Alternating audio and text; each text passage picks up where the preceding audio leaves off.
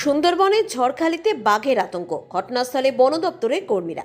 শীত প্রায় শেষের পথে, মাঠে পাকা ধান নেই, তবুও সুন্দরবনের জঙ্গল লাগোয়া গ্রামগুলিতে নতুন করে বাঘের আতঙ্ক ছড়ালো।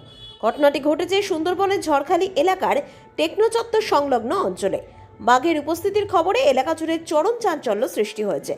আতঙ্কে দিন কাটাচ্ছেন স্থানীয় বাসিন্দারা।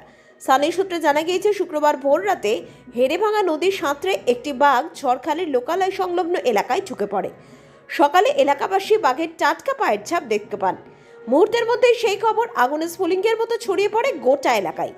উল্লেখ্য, ঝড়খালি এলাকায় হেড়েভাঙা নদীর একপারে মানুষের বসবাস, আর অপর পারে সুন্দরবনের গভীর অরণ্য, যা বাঘের স্বাভাবিক বিচরণ ভূমি। ফলে প্রায়শই বন্যপ্রাণীর লোকালয়ে ঢুকে পড়ার ঘটনা ঘটে। বন দপ্তর সূত্রে জানা গিয়েছে, বাঘের টাটকা পায়ের ছাপ পাওয়া গিয়েছে। প্রাথমিক অনুমান, বাঘটি সাময়িকভাবে ওই এলাকায় ঘাঁটি গেড়ে থাকতে পারে, অথবা ইতিমধ্যে জঙ্গলে ফিরে যেতে পারে। তবে বিষয়টি নিশ্চিত করতে এলাকা জুড়ে কড়া নজরদারি চালানো হচ্ছে। ইতিমধ্যেই বন দপ্তরের কর্মীরা ঘটনাস্থলে পৌঁছে তদন্ত এবং তল্লাশি শুরু করেছেন। স্থানীয়দের সতর্ক থাকতে বলা হয়েছে এবং অপ্রয়োজনীয়ভাবে বাইরে বেরোতে নিষেধ করা হয়েছে।